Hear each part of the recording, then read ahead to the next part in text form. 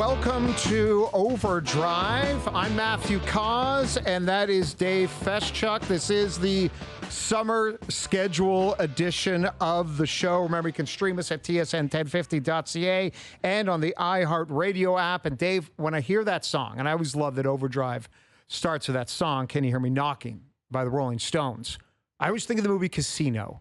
And there's the one montage where all the different banks and jewelry stores are getting broken into in Vegas by Joe Pesci. That's always the first thing I think of when I hear that song. That's a great tune and a great montage. Yeah. I like that. Yeah. So that's, I mean, with Martin Scorsese, it's always Stone stuff. Yes. There's always a couple different Stones tunes in all of his movies. I'm sure it costs a lot of money, but he pays it because you have to pay it. Yeah. I don't think the Rolling Stones would give him a break. It's like, well, it's Marty. We'll give him a break. I feel Mick Jagger and Keith Richards, we're getting all the money we can get. No, you want painted black, it's going to cost you big green. Yeah, yeah.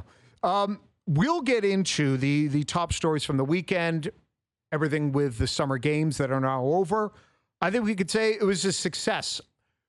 I would imagine one of the big reasons why the ratings were up, streaming numbers, everything was up all over the place, was the events were on during more manageable hours and more people work from home.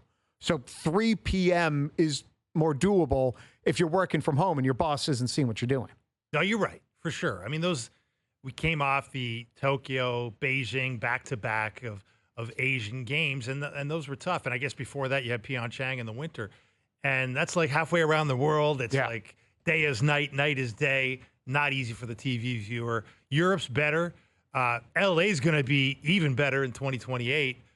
But it was like in a lot of ways at a moment when there was a lot of fear about what could happen in such an open games in one of the world's biggest cities, all the security fears, the drone gate that started it all for Canada.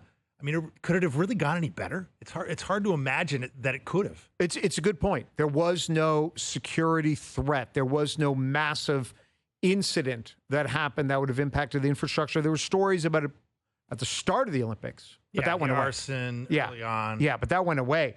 Speaking of the LA one, the LA Summer Games coming up, the mayor of Los Angeles has proclaimed that 2028, it'll be the no cars games. That you are going to have to take public transportation to get to any of the events in 2028. And my first thought was, could you imagine the city of Toronto trying to do that in 2026 for whatever games we're hosting for the World Cup? Well, no, I can't imagine Toronto doing anything without cars because we need them, and we all sit in them, and we all lament the traffic and curse the traffic and wonder why the hell our life choices brought us to this point in our lives where we're all sitting in traffic in Toronto. But let's forget Toronto. How delusional do you have to be to claim that there's going to be a no cars games in, of all places, LA? A city designed for freeways. Yeah. And not only designed for freeways, they're so into the car that the smart guys and the rich guys, they don't even use cars because Kobe and Kawhi used helicopters, right? Yeah. I mean, unfortunately with Kobe, we know how that ended, but if you have the money, you're not using a car in LA, but guess what? All the plebes are using them. And guess what? All the athletes will be in buses, and all the media is going to be in buses, and all the fans are going to be in cars. Last time I checked, I have taken the subway in LA. I'm one of the few. It's not that good. Going back to movies for a sec, my only image of subways in LA was the movie Collateral with Tom Cruise. Right. And we'll get to Tom Cruise. He was part of the closing ceremony as well. But I never think of LA in terms of subways. But I was driving around the city today. I don't do a lot of driving in the city. My wheels don't touch a lot of roads. But I had to do downtown to Mississauga to here, the 401, and there was the 401 East Express. It was reduced by 2 lanes. As it always is. As it always is. But today was a day of driving for me. And I'm sitting in the car. A FedEx guy. Oh yeah, FedEx guy, except for with doors. Okay. You see the delivery drivers and there's no doors on the side. I worry about that. I worry about that as well. I hope they're wearing seatbelts. They must be, but it does seem a little dangerous. But yeah, so you're doing the deliveries full GTA across the GTA essentially. And how did it go? Terribly, right? Horrible. It was horrible. Oh yeah, it took me nearly two. It took me nearly 2 hours. I'm like, I could get to my cottage in 2 hours, and all I've gone is here in Ontario, and I'm at McCowan in the 401. Like, yeah. And you can get to your cottage in 2 hours, but the traffic to the cottage is terrible too. You leave early. You do. That's the key. You got to leave super early. But I was thinking about the World Cup, because that's going to be one of the next major events. At least certainly connected with Canada, and everyone's going to have to get down to BMO. That's hard to get to right now. Imagine when you have thousands and thousands and thousands of tourists descending on the city to go watch those matches. I mean, at least with BMO, you do have the GO train stop there. Mm-hmm. You do have a somewhat walkable neighborhood next door in Parkdale, right? In Liberty Village, where they're trapped. They are talk trapped about there. Traffic nightmares. Apparently, Liberty Village. I don't get down there very often, but I've heard some horror stories of once you're down there, you ain't getting out of there. No, right? Like if you brought your car down there, good luck. At least there's that. But you're right. To get from a downtown Toronto hotel out to BMO, it's not exactly easy unless you like a hour and a half walk. Right? Yeah, exactly. And that's really the only way you can do it. In a kind of a direct way where you're not absolutely languishing in a delay. This might be evil and mean. Actually, you've got that in you. I do. Sometimes when I'm at home and I know I'm not going anywhere, I'll just fire up the Waze app and just see all the red. Because I live in downtown Toronto in the Distillery District, and just see all the red everywhere. And it feels like there's a special breed of red to get onto the Gardiner, like from Jarvis or wherever. And sometimes I'll just sit and I'm like, whoo, I'm glad I'm not getting in my car in this. Seriously. Yeah. That is a little bit demented. It is. It's a little bit weird, but okay. I still kind of, I know where you're coming from. I'm not proud of this. Like there is something, you're right. Like as you live in the city longer and longer, and I've been here like 25 years, like you do start to get to the point where you're like, you really start thinking like, do I really want to do the traffic? And you start kind of thinking about things you would normally do. You're like, I'm not doing that because I don't want to be in the red on the Waze app, right? I don't want to be in the jam. Yeah. They get that little line on the left side. There's just the jam is 15 minutes. And they say the jam's going to be 15 minutes, but the jam turns into 15 minutes that doesn't stop, right? Yeah. 10 minutes later, it's still a 15-minute jam. And there's all these other little emojis or symbols on your Waze, and I don't know what any of them mean. I know it's not good. No. It's never good. And you kind of thought like initially when the Waze app came out, you thought this app's going to save me time. But is there any evidence it actually does? No, because everyone has it.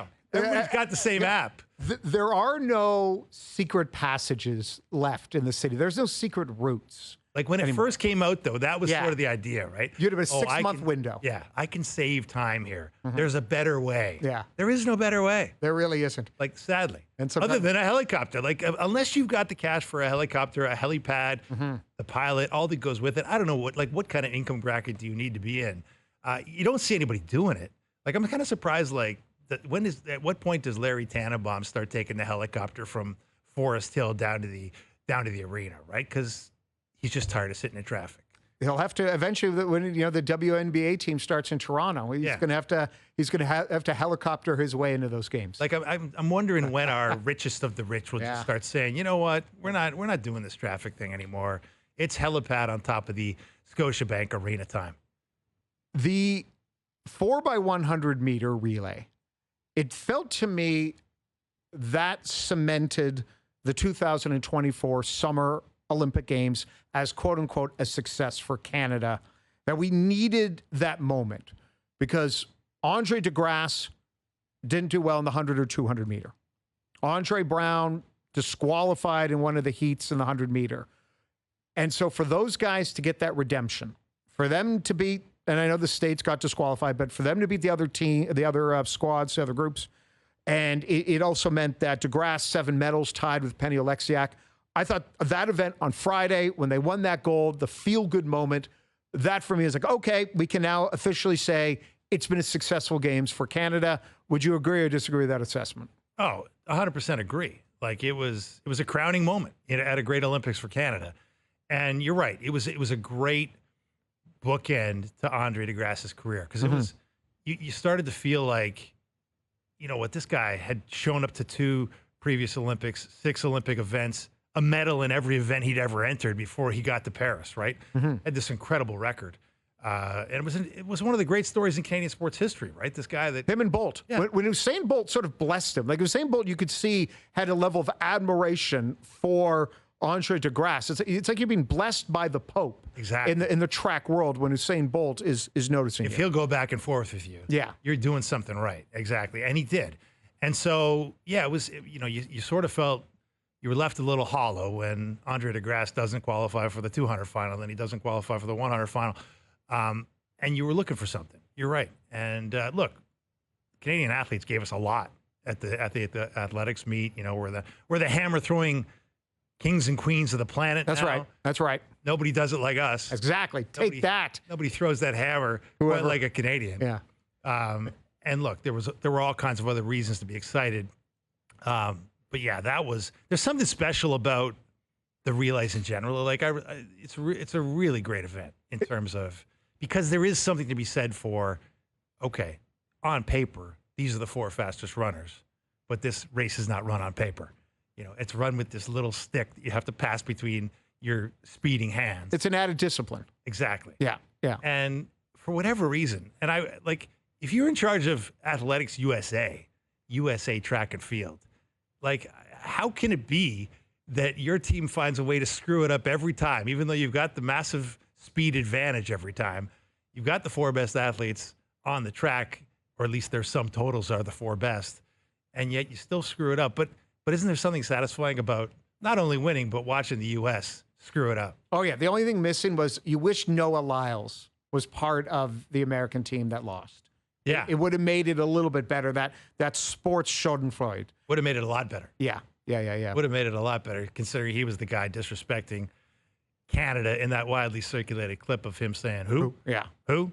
But, who knows with that guy? I mean, that was a bizarre COVID-related episode, or maybe not COVID-related. Maybe he just made up the COVID story because he didn't win. Who knows? But, if he did have COVID, he probably shouldn't have been breathing on his fellow competitors after the race. If he did have COVID, let's hope he gets better soon. But, yeah, Noah Lyles, not making a lot of friends, but that's not really the name of the game in track and field. Track and field needs enemies. It always has had them. Mm-hmm. The American enemy has always been a great foil for the Canadian good guy. We used to think, Ben Johnson was that good guy at one time, and he became the bad guy. But, he vanquished. Or the fall guy. Or he became the fall guy. He was the fall guy. Or he vanquished good old Carl Lewis, who certainly had bad guy vibes. Bad guy energy. He had bad guy. Bad guy energy. And still has that bad guy energy. And it was funny to see Carl Lewis show up at the opening ceremony, even though he'd been, all 9 gold medals and all. There's some pretty good evidence that he shouldn't have been running in 1988 at the Seoul Olympic Games after some positive tests that got buried at the Olympic trials. I'm sure he had some tainted meat like every Chinese swimmer. Yeah, exactly. Well. Just those. That was just a sniffle. Just treating a sniffle. Yeah. Just treating a sniffle. Don't you understand? I just had a cold. It's one of the great excuses of all time. Anyhow, but you're right. There was a massive moment of triumph. It was great to see Donovan Bailey calling the race from Toronto, because Donovan obviously authored the last great relay win, or was a big part of the last great relay win in 1996. And great ending to a great Olympics, Cauz. I thought, man, I'm missing it already. Like there's a real pang of sadness in me today, waking up in the morning and not having something to turn on. Oh, it's true. I mean, there's nothing better than novelty sports. And I should say not novelty sports, novelty time. Yeah. 9 in the morning, 3 in the afternoon, sports with stakes. Yeah. And just having them on. And I would say the only thing I feel bad for is because things were always coming at you over and over and there was something else, it was hard to fully appreciate Summer McIntosh, because she'd win the gold and then we'd be on to women's soccer, or there'd be this, there'd be that. And she would have sort of a moment, but it didn't last that long because there's so many things. And there's so many swimming events too. Yeah. I think it's one of those ones that takes time to sink in about how great a performance it was and how rare it was in the history of this country. We've never seen anything like it. And in the history of the Olympics, there hasn't been many other athletes to pull something like that off, So you're right. That one, we'll probably need some time to appreciate Summer McIntosh. Thankfully, because she's 17 years old, we'll have some time. Can I read you a quote from 17-year-old Summer McIntosh, who sounds like 32-year-old Michael Jordan? The first medal she won was a silver. And she said, "For my first medal to be silver, I honestly think that really fueled me for the rest of the swim meet and kind of knowing what it feels like and never wanting to feel that silver again. Like she was like, this is a massive disappointment, even though the difference between silver and gold is, it's tiny. But that was her mindset. This is a 17-year-old who seems, I've interviewed her before. She seems really down to earth, really balanced. And yet, quotes like that are for that rare, such ultra competitive athlete that it's hard to be normal and that successful. I liked your Michael Jordan reference there. Like it was a bit like this silver medal, they put it around my neck and I took that personally. Like I did not want another one of these around my neck. Yeah. And I took that personally, the way Michael Jordan said it in The Last Dance. That's the way she is. You're right. And that was the race that was sort of the epic marquee race to begin the Olympic swim meet, and she wasn't even favored. No. It's not like anybody thought she was going to win the race that was looking at the times. Titmus was the favorite. She beat Ledecky to get the silver. It was a great performance. She showed up and did what she was supposed to do, but she wanted more, which explains why she probably got more. What was Dave Feschuk doing at the age of 17? Where were you in this planet? What was life like for you at 17? That's kind of a personal question, because I was in my formative years. I'd rather not revisit that dark period, but you're right. It's hard to wrap your head around. See, to me, it's not a personal question. This one it's a great question, not because I thought of it, well, maybe because it is, but because it puts such contrast. At 17, I was like dropping out of grade 10 math because it was too hard. At 17, I was really good in Madden 92. That's something. On Sega Genesis, where there's only 3 buttons, A, B, and C button. Spin, go faster, and the power button. Okay. And so when I contrast what I was doing at 17 years old to what Summer McIntosh is doing at 17 years old, it's mind-boggling to think about the difference. Think about it. I mean, you talk about maturity. She showed up at the Olympics as a 14-year-old. In Tokyo. Mm-hmm. So, you embarrass yourself further and tell me what you were doing at 14 that was moronic and embarrassing. Well, now, see, at 14, then there's things I don't really want to admit. Exactly. Yeah. It's safe to say that the majority of the human species is not fully formed at age 17, let alone age 14, and not coming close to being Olympic in our aspirations. She's a different beast, and that's why she is, Canada's greatest Olympian, or certainly en route to being that. She kind of reminds me of a movie preview. You go to the movies. I don't know if you still do. I do. I go to the movies all the time. And you're sitting there, and then I see a preview. I'm like, oh, I can't wait to watch that. That's what Summer McIntosh is, because she was that going into Paris, and now she's going to be that going into L.A. at 21 years old. It's like Vladdy, that time he said, last season was the trailer. Let's hope it's better. Let's hope it's better. Let's hope it's better. By the way, shame on I don't mean this in bad. It's just a shame that Vlad, the 22-game hit streak ended yesterday. They lost to the mighty Oakland A's. Yeah. His last 2 at-bats were double play. He hit into double plays. We'll get in baseball in a second. But actually, with Vlad, I remember when he first came up, and it was in a preseason game or exhibition game. NFL in the mind. Not that I watch any preseason football, because I don't. I'm not like Al's brother. And remember, he hit that home run in Montreal. Oh, yeah. And I remember looking at that going, ooh, that's a moment. That's a preview of things to come. A lot of it's paid off. Some of it, not so much. But that's how I view Summer McIntosh. And now it's almost like I've seen the first Godfather, and I can't wait for Godfather Part 2 in L.A. Yeah, it's a good point. No, it's going to be incredible. But and the fact that I'm looking forward to seeing, let's hope we see more head-to-head stuff. Like, it would be cool if she starts taking on Ledecky in some of Ledecky's favorite races. Right? Moves up into those. Maybe they meet at the 800. If the 400 was sort of Ledecky's not so favorite and she got the bronze, but if maybe Summer McIntosh says, I could probably do a bit of that distance stuff. What about doing some of these events between now and LA? Like, I know there is obviously all the sanctioned professional heats and different swimming championships that go on every year. But you tell me there's Ledecky versus McIntosh. And remember Donovan Bailey and I think it was Michael Johnson. Yeah, Michael Johnson. Michael Johnson. 150. Yeah, at Skydome. Yeah. They cut the 100 and 200. They made it 150. And Michael Johnson apparently, pulled up with a hamstring, and Donovan Bailey was just letting him have it. It was Called great. him a chicken. It's great. That was great. How great would that be if there was something like that between... Hey, Yeah, a good promoter. A good promoter could say, hey, okay, so Summer McIntosh beat Ledecky in the 400. Yeah. Maybe the 800's Ledecky's best race or one of her better races. Why don't we go 600? 600. Let's have Sure. a 600 meter. And they can pick home. They could do, but I'm just thinking if you could do sort of these events, and this is off the top of my head, you make money off of that. Yeah. And that money can go into the swimming programs for the respective countries and help people that maybe can't afford, pool time, who can't, people that can't afford the training. Maybe use it to help raise up, the next wave. Oh, I can't believe I said next wave of swimmers. I hate myself for the wordplay. They're not surfers, at least. Yeah, we don't wave. You're still in the water. You're still fair enough. There's no waves in the pool, so yeah, I think it was a safe use of words there. I say you do it in different bodies of water. There you go. Summer McIntosh, she has a cottage up, or his friends has a cottage up in Muskoka. Okay. She used to train up there. You have one heat or one race in a pool, one in each person's body of water of choice. I like it. Yeah. I like it. Yeah. Probably not the Seine will be picked, I doubt. Well, the Seine, hey, at least nobody grew like a third eye after It's young. swimming in the It's Seine. early. Closing ceremony was only Too yesterday. early to We'll say find that? we'll find There out. could be some further tests that reveal the emergence of appendages that were heretofore not seen.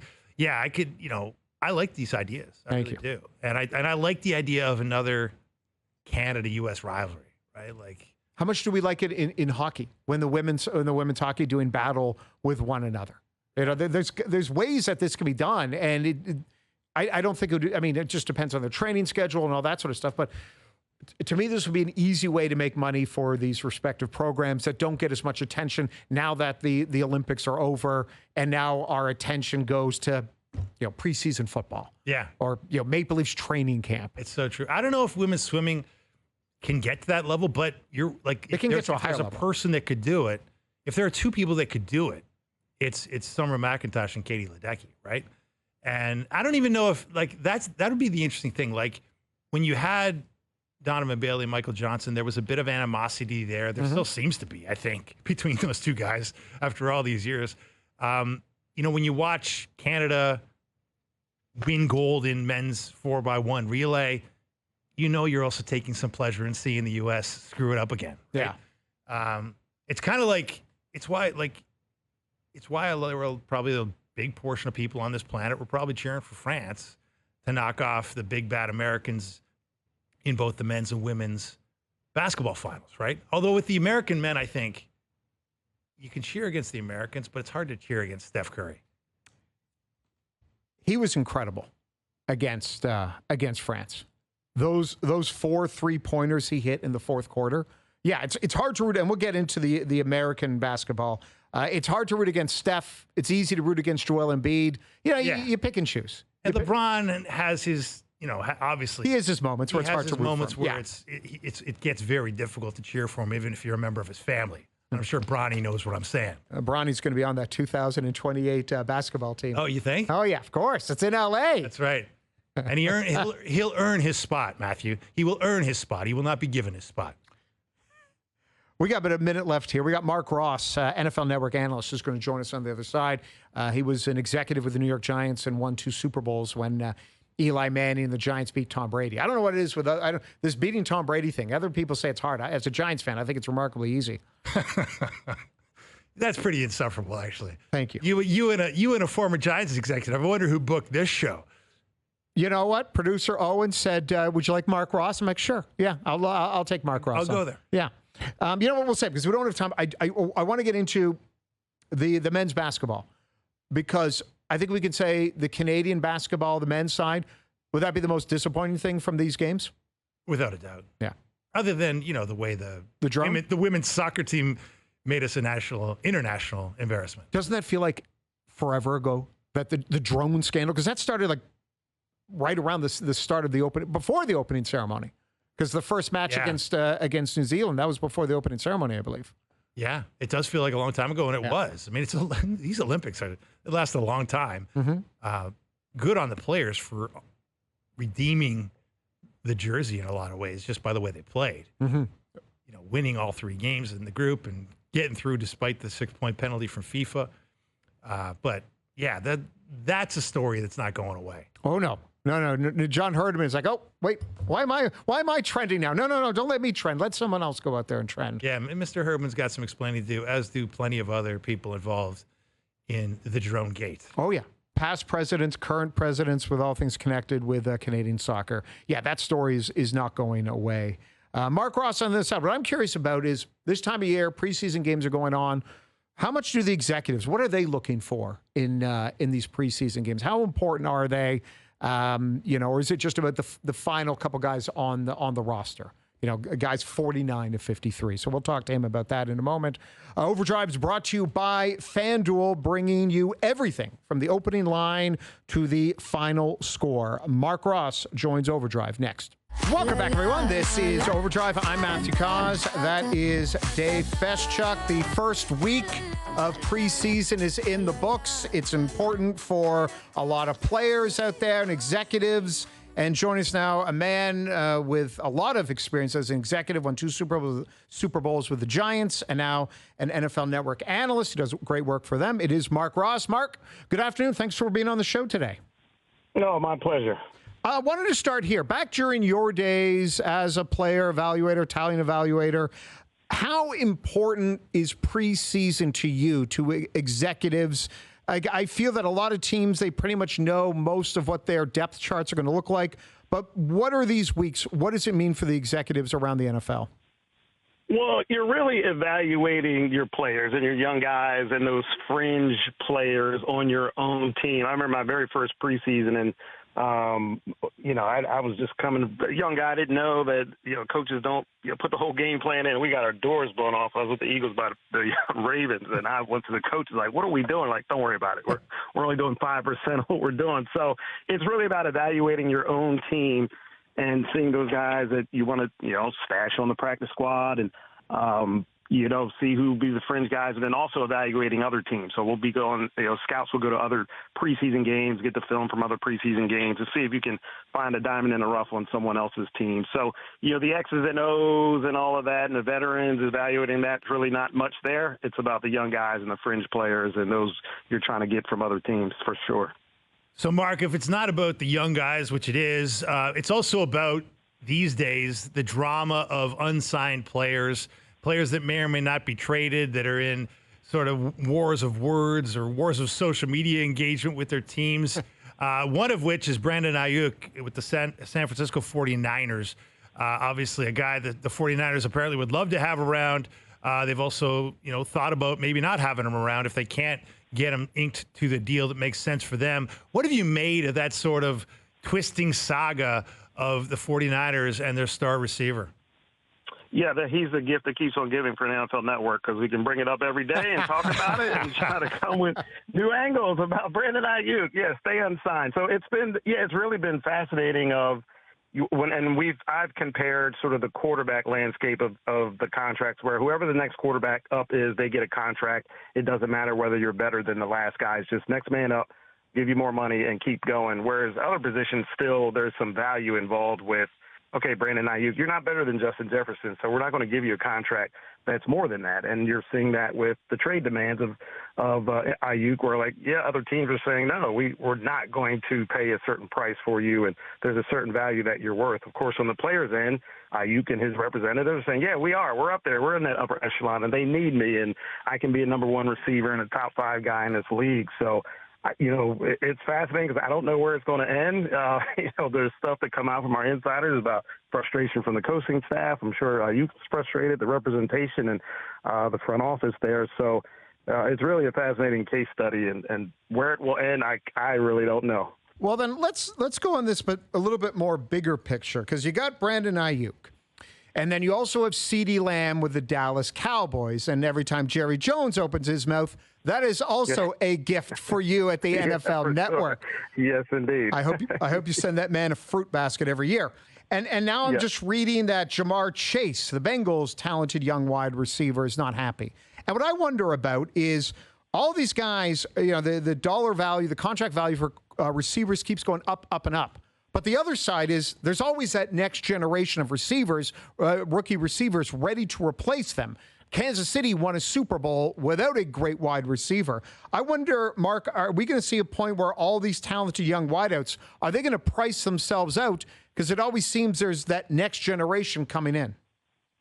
Yeah, so that's a great analysis there you have. And it's unlike with the quarterbacks where there's only a certain few of them walking around the earth that you have a chance to win with. You know, there's only 2 or 3 that you can say, you know, the Patrick Mahomes and Burrows and Lamars of the world saying, yeah, we can put franchises on our backs and take them to another level.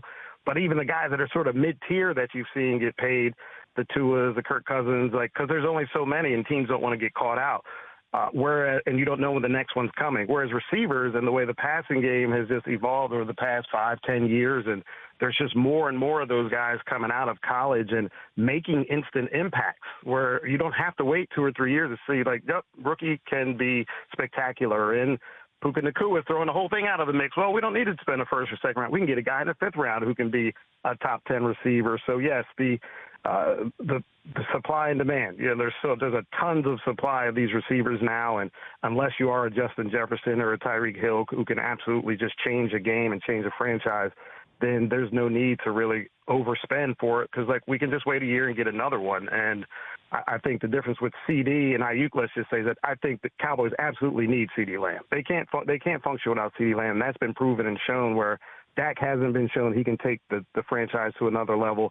They're at their best when CD's involved and the focal point. And when he's not, that's when you see Dallas struggle and they don't have another option to go to. So CD, I think, is in a great position compared to any of them because I do think he's 2nd, 3rd, 4th best receiver in the league, somewhere in that mix, and Dallas absolutely needs him. Hey, Mark, you've walked the corridors of power in the NFL as an executive. I mean, and I'm wondering if you have maybe a different view. Like I think the mainstream view of Jerry Jones is, you know, he's a circus act, right? He's a carnival barker. He just wants his name on NFL Network, on Twitter, on whatever media of choice at all times. And he feels like all publicity is good publicity. But he's also been, you know, like the Cowboys have won when he's been the owner, albeit it hasn't been since the 90s. So I'm always inclined to give him a bit of a break, especially in a town like Toronto where, you know, the most famous, most scrutinized team hasn't won since the 1960s in the Toronto Maple Leafs. But am I wrong on that? Like, am I wrong to give him some sort of benefit of the doubt that he may know what he's doing, or is he just hurting himself with this all publicity is good publicity kind of philosophy? Well, it depends on what good is for Jerry Jones. The man knows how to make money. He knows how to create publicity. I mean, he's unparalleled in that. And again, the Cowboys are a gift that keeps on giving for us because we talk about them every day as well. No matter what the show is, they could be stretching like we got to get the Cowboys on the show because people watch the Cowboys. They watch their games. They tune in when they're on, and they still are America's team in that aspect of generating eyeballs and interest. Now, the standard for Jerry Jones, I would think he would say, is winning a Super Bowl, or even just let's win a playoff game. Let's get to the NFC Championship game, which they haven't done in 30 years. And when you look at that and you say, are they a success? Like 10 wins, 11 wins is great. Win the NFC East is great. But if the standard, and my standard is always you got to win the Super Bowl to consider yourself to be elite, and they haven't done that. And he really has to look in the mirror and say, okay, I'm the owner and my son is second in charge, and we've drafted some good players. Will McClay's our personnel guy, and yeah, we've done all that, but the ultimate goal is to be winning, get to an NFC Championship game, get to the Super Bowl, and they haven't done that. So if you look at it in that aspect, something has to change. If you look at it as we're just going to generate money, then there's nobody like Jerry Jones for sure in the league. Man, once again, the parallels between the Cowboys and the Maple Leafs. The only difference is at least the Cowboys have won divisions and they've won playoff games, unlike the local hockey team. Mark, how many teams right now, how many coaching staffs, executives on this day in August, on August 12th, believe, yeah, we can win the Super Bowl? What is the level of optimism, even if it's a faulty one, is going around America right now?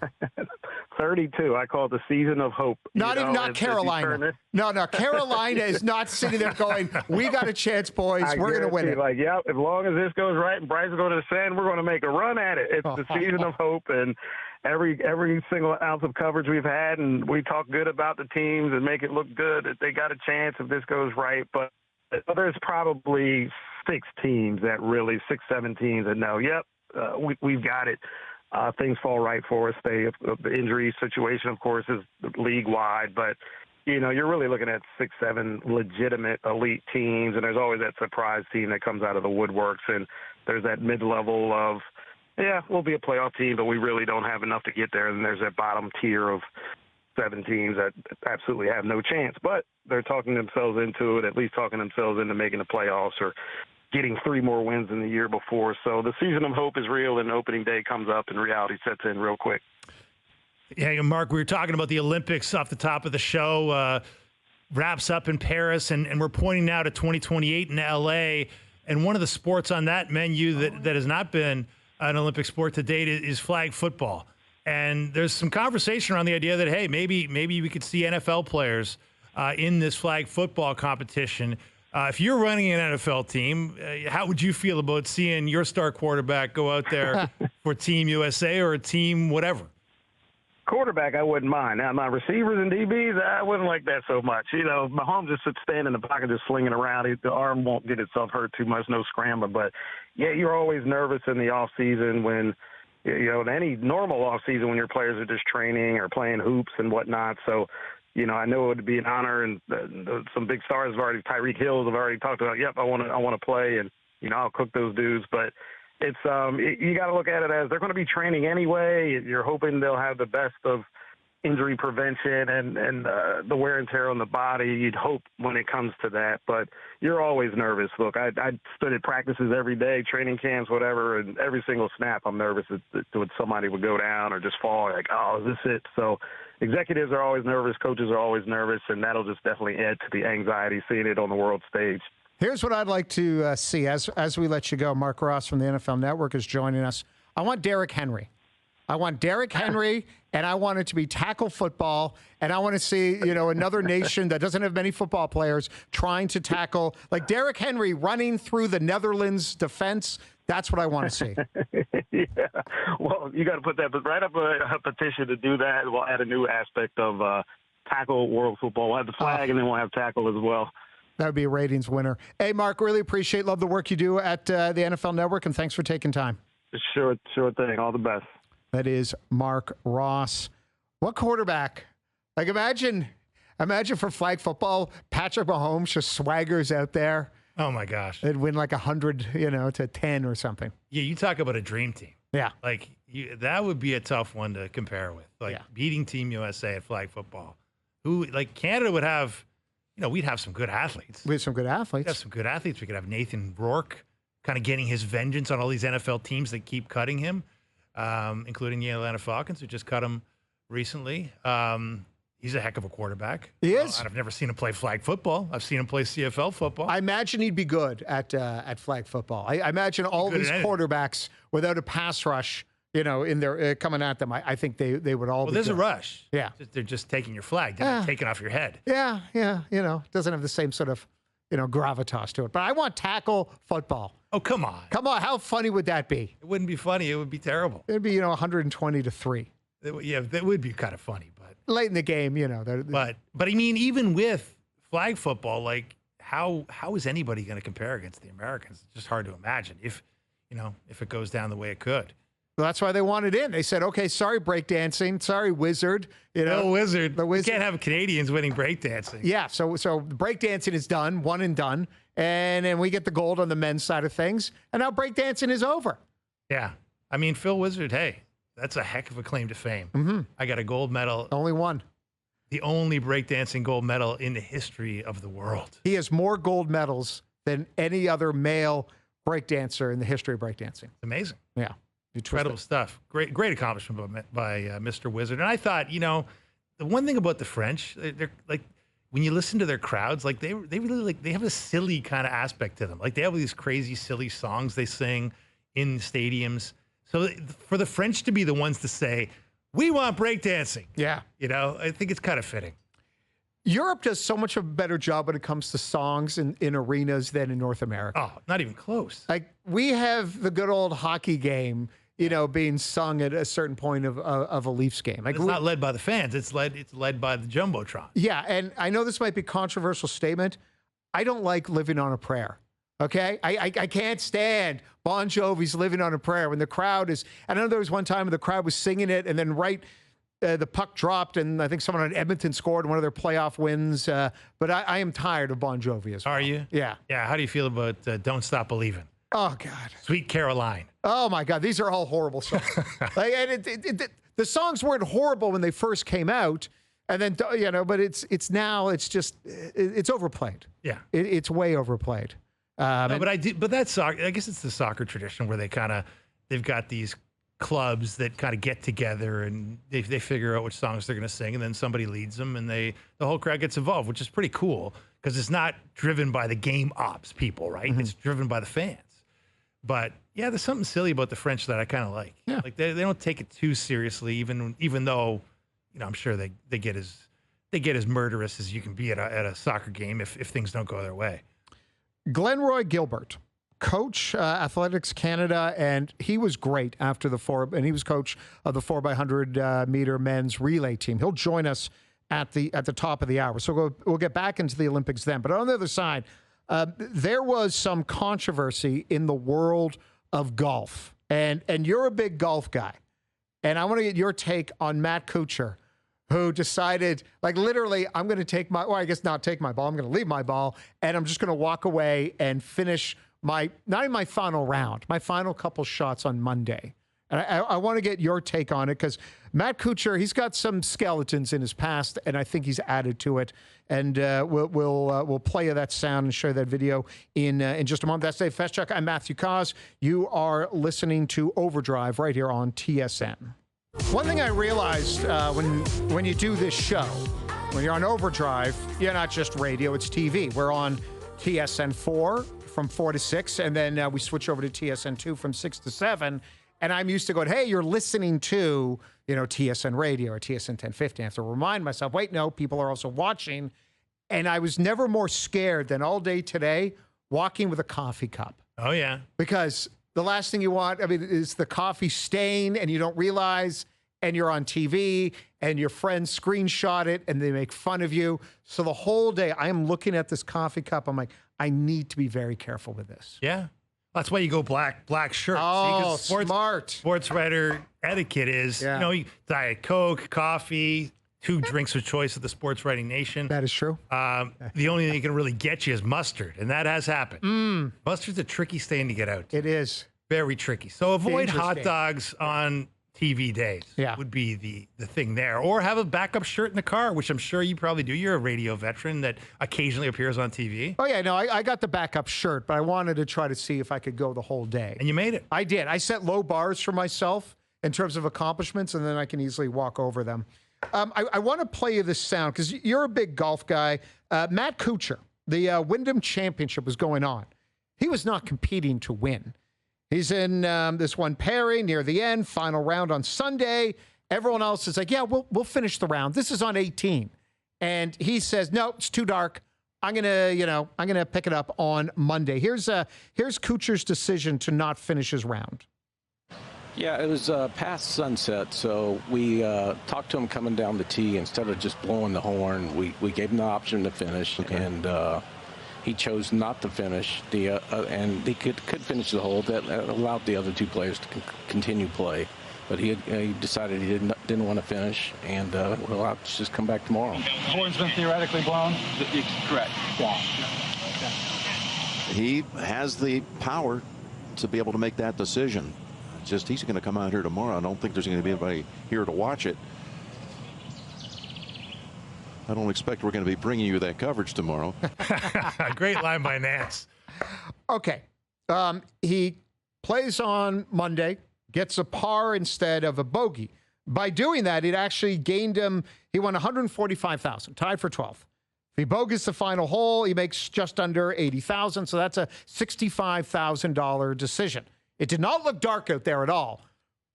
What the hell was he doing? I felt so bad for everyone who had to show up on Monday.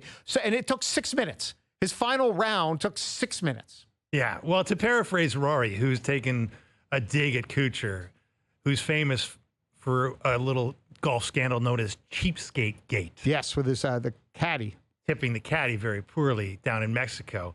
As Rory once quipped, we know how much money matters to Matt. Yeah. Right. And so he got that extra, what'd you say, extra 65 grand 65 by grand, avoiding the bogey. He got Yeah. one of those crazy temporary immovable obstruction drops when he came back out this morning, where he got a drop because there was a grandstand or a TV tower in his way, even though he was kind of pooched in the left fairway rough. Anyway, but this is like, Was it a weasel move? it was a total weasel move. The $65,000, he should give most of that to everyone who had to show up the next day to work for it, I think.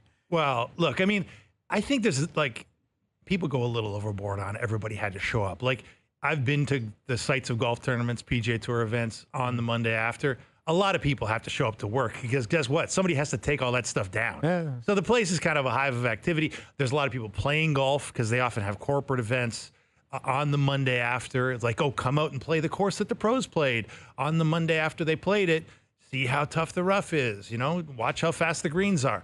I've actually done that too and been a part of that. So it's not like the place is a ghost town. Right. Matt Kuchar didn't make that decision. It's not like everybody would be sleeping in if Matt Kuchar didn't make that decision. So but the bottom line is he made that decision and he only sort of solidified his reputation as the worst of American country club entitlement, right? Certainly didn't help. Overdrive brought to you by FanDuel, bringing you everything from the opening line to the final line. Coming up in the next hour, Glenroy Gilbert, former gold medalist in the 4x100 meter, and now the guy who helped coach the team to the last gold medal. We'll talk to him next.